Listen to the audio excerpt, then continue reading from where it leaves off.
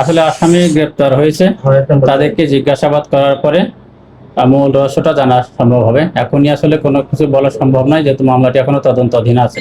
থানা পুলিশ, আমাদের DB police, RAB, PBI সবাই সব দিকে অভিযান পরিচালনা করার ফলে আমি তো মনে করি অতি দ্রুত তাদেরকে গ্রেপ্তার করা সম্ভব হয়েছে। প্রিয় সহকর্মীবৃন্দ, সাংবাদিকবৃন্দ, আসসালামু আলাইকুম রহমতুল্লাহ, শুভ রাত্রি। গতকাল গাজীপুরের সাংবাদিক তৈন হত্যায় যে সরাসরি অংশ নেয় যারা, তাদের মধ্যে প্রধান অভিযুক্ত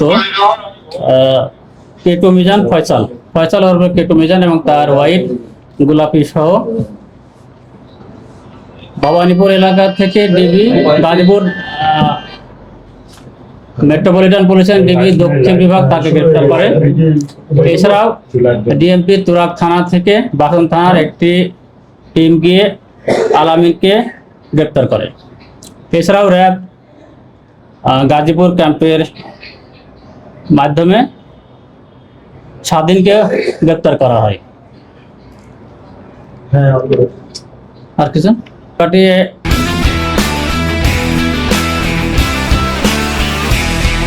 আসলে আসামি গ্রেপ্তার হয়েছে, তাদেরকে জিজ্ঞাসাবাদ করার পরে মূল রহস্যটা জানা সম্ভব হবে। এখনই আসলে কোনো কিছু বলা সম্ভব নয়, যেহেতু মামলাটি এখনো তদন্তাধীন আছে। কেউ আমাদের হাতে এখন আসেনি, জিজ্ঞাসাবাদ করা হয়নি, সুতরাং তাদেরকে জিজ্ঞাসাবাদ করার পরেই আসল ঘটনা জানা যাবে যে কি কারণে তারা তাকে হত্যা করেছে। আসলে সত্যিকার অর্থে এখন কেউ আমাদের হাতে তো এসে পৌঁছায়নি। আসলে এমনি ধারণা বশত কোনো কিছু বললে এই ধরনের একটা মার্ডার কেসের তদন্ত অন্যদিকে মোড় নেওয়ার সম্ভাবনা থেকে যায়। এই জন্য তাদেরকে যখন আমরা হাতে পাবো, তখন আমরা জিজ্ঞাসাবাদ করার পরে প্রকৃত ঘটনা আপনাকে জানাতে পারবো কি কারণে তাকে হত্যা করা হয়েছে।